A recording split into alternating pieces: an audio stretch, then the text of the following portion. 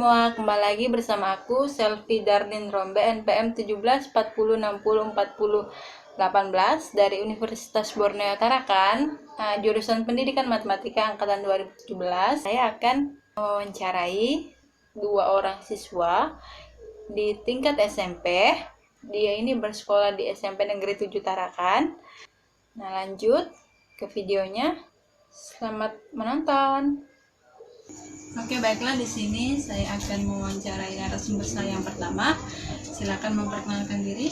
Kenalkan, nama saya Cahaya Wulandari dari SMP 7 Tarakan. Sekarang mau kelas 9. Nah, di sini saya akan bertanya kepada adik Wulan yang pertama.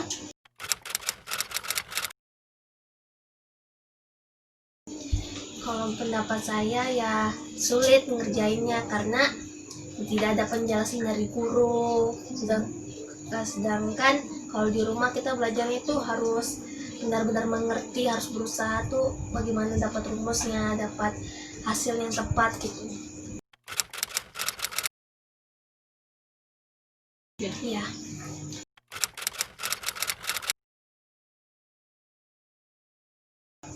Kendalanya ya karena ada handphone kan, sama juga saya ngerasa kurang memahami soal-soal pertanyaan yang di buku atau dari guru. Saya kurang memahami karena tidak ada penjelasan dari guru, sedangkan di dalam buku ada penjelasannya tapi kurang mengerti. Tidak semua siswa-siswanya bisa mengerti dari penjelasan di buku. Kalau soal matematika ya itu memang sulit kalau dibaca di rumah karena tidak ada penjelasan dari guru. Jadi itu kadang-kadang nyelesainnya sendiri, ngitung-ngitung sendiri. Orang tua juga kalau mau bantu kurang mengerti juga.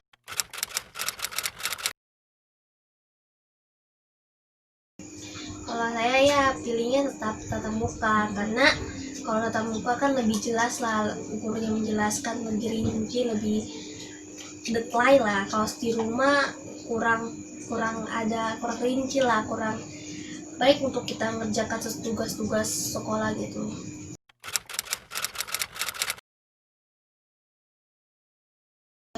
Kasihan kalau misalnya ada handphone gitu.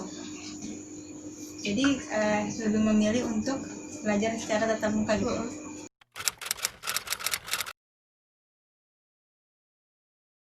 Kalau fisik ya kadang-kadang kelelahan membantu orang tua, itu tetap kadang-kadang bikin kita lemah atau kayak kurang semangat mengerjakan tugas. Tapi tetap kita juga berpikir tetap harus bisa karena tugasnya.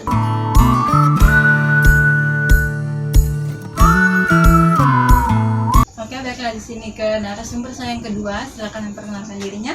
Perkenalkan, nama saya Melani Nur Hamid dari SMP Negeri 7 Tarakan, naik ke kelas 9. Di sini Melani, saya akan memberikan beberapa pertanyaan untuk adik Melani mengenai proses pembelajaran secara daring selama masa pandemi ini dalam bidang studi matematika. Kita langsung ke pertanyaan yang pertama.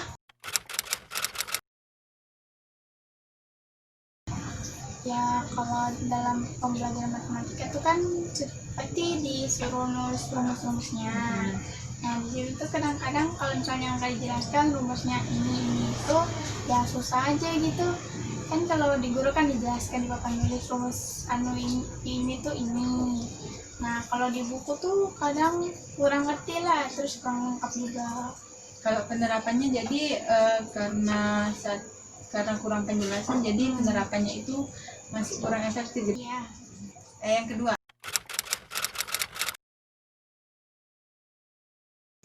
Kendalanya. Kadang tuh kan banyak banget tuh dikasih tugas, kayak tugas 1, tugas 2, tugas 3. Terus tugas 1 ini belum selesai ya, baru dikasih lagi tugas 2, jadi bingung aja gitu. Terus rumusnya juga disuruh tulis tuh banyak. Terus nggak ada penjelasan sama sekali dari guru, langsung main kasih tugas aja gitu. Kadang tuh langsung aja sekalian gitu katanya usul-usulnya lah ya jadi. Jadi ditumpuk gitu langsung tugasnya gitu ya. Baru nanti dikumpulnya itu bersamaan atau gimana? Kadang bersamaan. Itu kalau matematika tuh harus ngumpul dulu baru dikasih tugas lagi. Kalau misalnya belum ngumpul tetap lagi dikasih tugas. Jadi didesak gitu ya supaya mengumpulkan tugas yang pertama biar dikasih yang kedua lagi. Iya, supaya dikerjakan. Supaya dikerjakan gitu.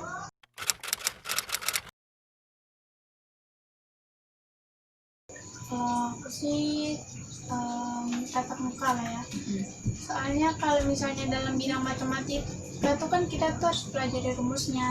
Terus kadang-kadang kalau online tuh jarang banget dijelasin. Terus rata-rata guru juga jarang pakai aplikasi Zoom, gitu, video call atau gimana gitu sama murid-muridnya.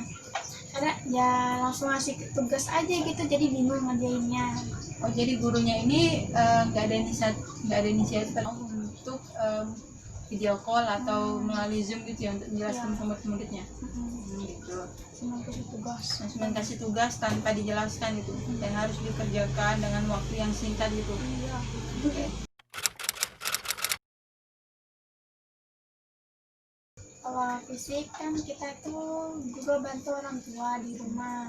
Nah terus kadang-kadang kalau waktunya padat tuh bingung, capek gini tapi harus ngerjain tugas, ya kerjain lah daripada nggak dapat nilai. Nah kalau masalah psikolog tuh main HP, iya kadang-kadang tuh dengan temannya lu tuh kayaknya bisa juga ketemu sama teman kayak sama-sama kelas 8, terus nanya dia belajar yang mana. Kalau misalnya dia sudah kayak lewat gitu pelajaran yang dari kita, ya tanya-tanya aja gitu. Sekian wawancara saya pada hari ini. Saya ucapkan terima kasih kepada kedua narasumber saya. Yang pertama Andik Cahaya Wulandari dan yang kedua adalah Melanie Hamid. Terima kasih untuk waktunya. Oke guys, wawancaranya kan sudah tuh. Jadi selanjutnya di sini aku akan menjelaskan dan menganalisis masalah dari hasil wawancara tadi. Dan juga aku akan memberikan solusi mengenai masalah tersebut sehingga dapat mempermudahkan siswa dalam proses belajar. Ikutin terus ya videonya, jangan sampai ketinggalan.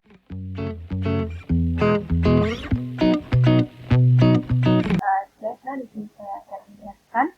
Nah, kita langsung saja. Nah, di sini yang akan menjadi pembahasan kita adalah yang pertama masalahnya. Ada dari wawancara beberapa hari yang lalu, apa saja sih masalah yang terjadi atau masalah apa yang ditemukan dalam proses pembelajaran secara daring ini. Yang kedua itu analisis masalah. Setelah menemukan masalahnya, kita selanjutnya menganalisis masalah yang ada tersebut sehingga kita dapat menemukan solusinya ketika kita sudah menganalisis masalah tersebut. Nah, solusi yang kita berikan ini diharapkan mampu untuk membuat siswa itu lebih mengerti dan lebih mudah paham mengenai materi yang dijelaskan. Selanjutnya yang keempat kesimpulan. Kita nanti sudah ke masalah. Nah, jadi dari dua siswa yang saya wawancarai ini, saya mengambil kesimpulan di sini ada 3 pokok permasalahan yang mereka alami. Nah, masalah yang pertama ini adalah sekolah. Sekolah di sini pihak gurunya ini kurang berperan aktif dalam proses pembelajaran. Gurunya di sini sangat kurang dalam memberikan penjelasan kepada siswa.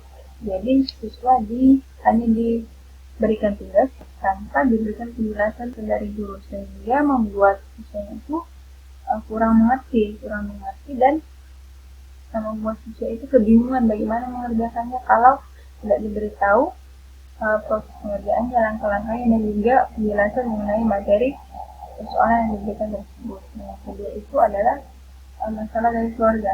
Di sini masalah keluarga adalah kurangnya dukungan dari keluarga, di mana keluarganya itu tidak membantu dalam proses pengerjaan soal-soal yang diberikan atau tugas yang diberikan.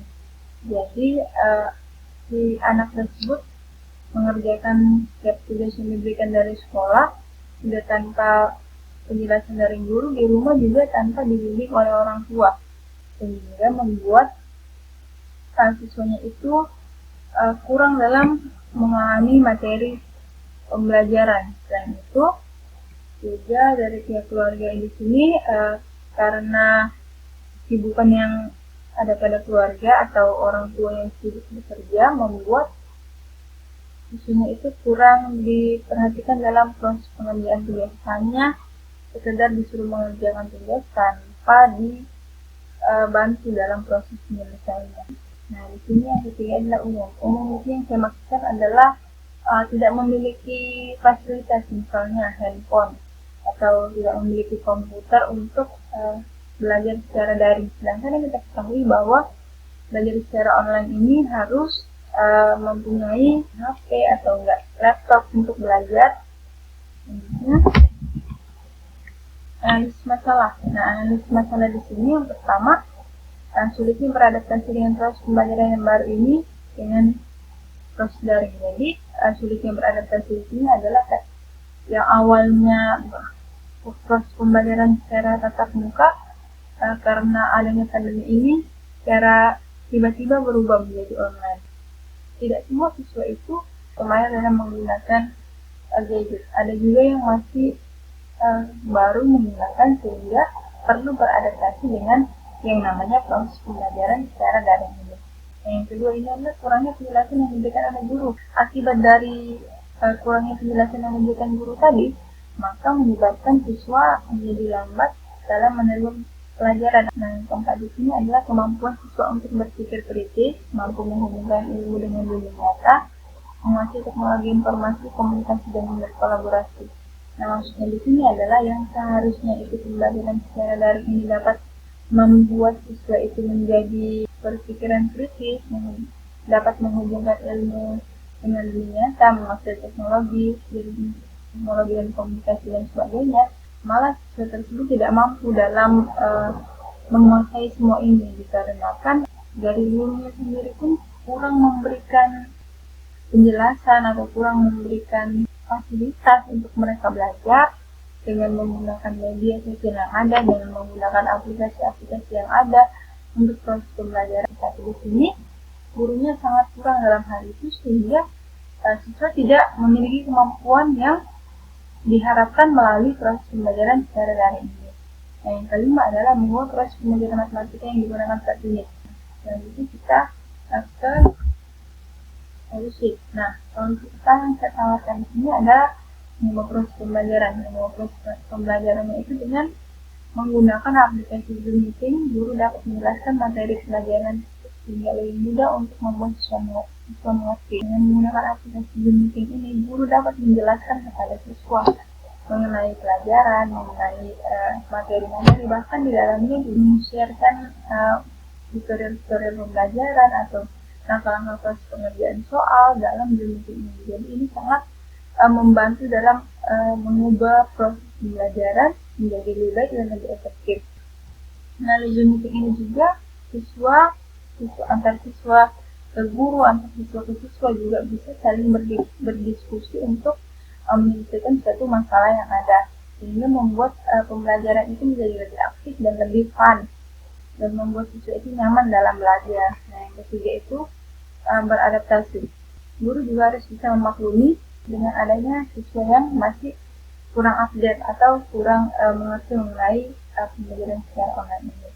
Yang keempat adalah penyediaan media. Nah, melalui Zoom ini juga guru bisa menjelaskan melalui Zoom menggunakan media pembelajaran yang mendukung proses pembelajaran tersebut, sehingga pembelajaran bisa lebih baik lagi dan bisa lebih dimengerti oleh siswa. Selanjutnya, kesimpulannya. Jadi masalah yang dihadapi oleh siswa pembelajaran secara ini salah satu adalah tidak ada pembelajaran secara guru. Semua maksud di dalam belajar dengan menganalisis masalah tersebut menggunakan analisis teknologi web dan web dan sebagainya, kita dapat menjelaskan dan kita dapat menyelesaikan dengan memberikan solusi yang dapat dalam terdapat dalam proses pembelajaran. Jika proses pembelajaran dapat berjalan secara efektif dan dapat melakukan dengan itu dapat memberikan penjelasan dan langkah-langkah menjadi materi yang dapat oleh kita. Jadi ini adalah pertanyaan bahwa terima kasih sudah menonton video saya kali ini. Jangan lupa like, comment, share dan subscribe di channel YouTube saya untuk membantu dalam nilai akhir semester. Nah, jadi kami bertiga mengucapkan sekian dan terima kasih. Bye.